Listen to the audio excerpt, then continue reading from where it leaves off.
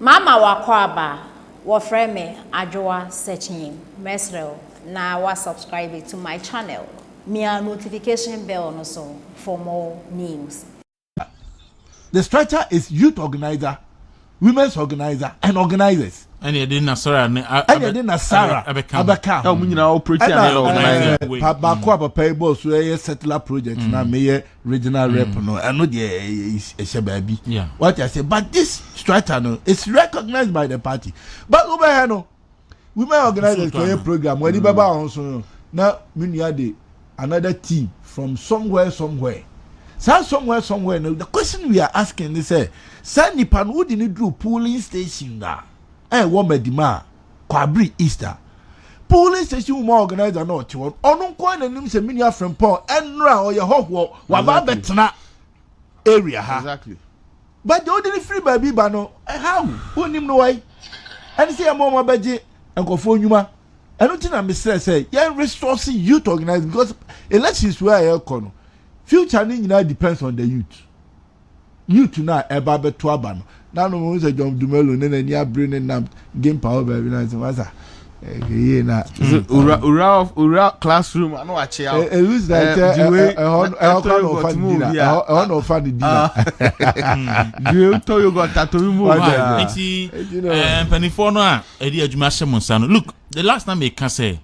yen ye di e ho aba for de say ye ba yiri e ho aye adwuma na mo makoso atena ho na madi musika na madi mu post na most mo grassroots for we need power na mamo nkoso ni mu post a sika na manya no mo de ko tena fie ebesa NDC for the mo de ko yi a na ebi di egu politank mu yi won za mo ho afiri ase kire mo enen na hu ebi real figure yes exactly we can depend on business I don't know spray nobody ana ebi no chance ebi no na no hwe me ko heavy do see na ma mene bo list but odi asena maintain SMS ha ya no mudidie na yami no abetena o eno wa hu se omko position a hu so asan abetena ha ya omo SMS ne skin ni say omo position ha ya no motie omba aban mu ya mu ha bim afi hu se yami no mko position so abetena na me tu na me tie the ro hwe nya me ya wo mo ba bo mu say ye NDC unlikely event yankopon pengu enkwantimi no one ba power na ko che me ni serious position a branch bia o sa krabi no ya be minister okuru minister tofi akwa obedi atro pepepe obadi obedi atro enema yi eti and na no she enema Akufo adwa pa ja the Roman men can we Kumawu government hospital mo so ma bi anomumie ti say I jinsem aso yenka o Kumawu do you remember Kumawu NDC was 70% complete ya ko here na 70% payment to the contractor na so adwuma no eye foundational level na utu usi dan no do foundational na uja no 70% complete debi aso yewura mahama Kumawufo a etie enne ade ba ko ya ni say wo ye program bi be just our program no can move no all over the country before answer ya to possible if possible see ayen be fa bi obiti Kumawu ho onimukura se Kumawu government hospital no ya ye abie adu that level I can carry the two screen you so me wa ha ye be fa ye wa current be fa bi area no go Kumasi funds be for some regions western region for be fabi not normally funds so fabi because yes public education no man ko hu akwan me se mi ankasa mi area na no me ko pedi ho biadi na we di nkomo na so mojuzo ngo kwan ye da konfano tie ni mo ekosi mojuzo ngo ni ye nya so no e say sa kwan no ye almost 60% complete bro obisi o jai that's what the area how but why so boni all right Daniel ajini mboatin ne Kobra Frimpon na be kan yinsa Kobra anopai krata ankrofo di hu asem mampani krata akoma parliament about the anti-LGBTQI law ho asem eda ho krofo di hu nkomo IMF boss enso so ewo man mu enso ni aban edi hu nkomo internet cables here yitwemu eno nso so ewo ho mehu say ene the chronicle the democrat had by say Jomama say on the university in digital infrastructure or entro because I no pay ya twin data number o hwe fiber optics wo my Ghana mu nyina na kasere nyina anda Akufo ne Akufo Addo ene yili nti nya obefa bia oi daru me na see ebrubi na udi yura ma ma chidia nsema abeka no say ono ankasa mu no body cam ya we say elections any about wo buduru a oka ntro kakra no aka no kure kakra no say the frafra no kure no ho so onka obeka ntro no more because ese o dada nipa na koma na be di unsem eno ho adwuma na John Mohammed eno ho say elections na eda yanim no is a contest between himself and Dr. Mahmoud Bawumia.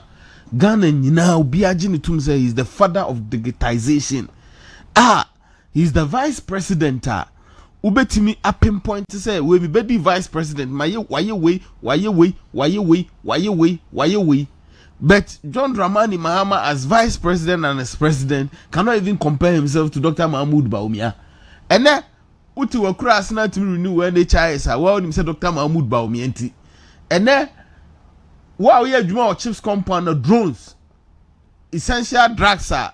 first. Unya bia is all called crocasium. You ever saw one anything fin? I just offer car back up and wabeto. And then what unya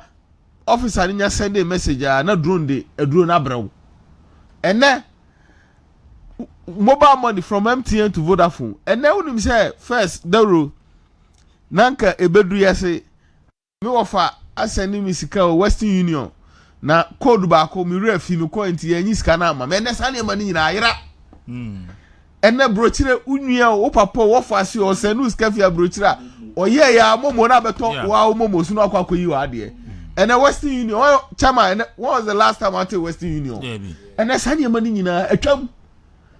sane ma ni nyina atwam enti yen hu se the vice president Dr. Muhammadu Bawumia o making sure say ne constituency bia obeko bia ambulance wo ho enti say first obi yare e wo krase na naju awia o I say panino or taxi wo krom wo no so say adano okonege ho de ne na obewu because those days I just a bicycle and obi do searchiri wo watere krase pe no some make issue ebu okra truck me akofane e wato so ne etwen because say dey be betimi do wako se utina kroma bia ensema ye kan no unfili ni ye ba obi a watena ebia ne temfe obi a watena asie nchem wo se krara se be firi wo so de be ba kwa no enya small journey o bene Dr. Mahmoud Bawumia ni nyansa ne visions nti constituency bia one ambulance yenya efre ya unya free ambulance na baby tokro bia wo shem bia ambulance ba wa be fa do wako ni empe we ye pede en madu do se na wo fam first ka bete yes yenya emergency oba no awo kan wo fie no yenya taxi amfa no ye do okay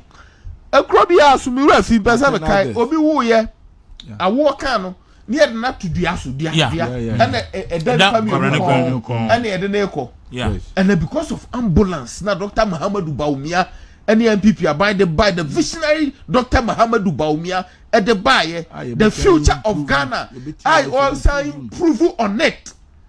to make sure say obey buakrama and that your health facilities are yes Dr. Muhammadu Bawumia the visionary man on one be president crampono or handwriting or address zone when na etina obi tie krase na onya emergency e bia ambulance ba be fa o de wako anampo we na apede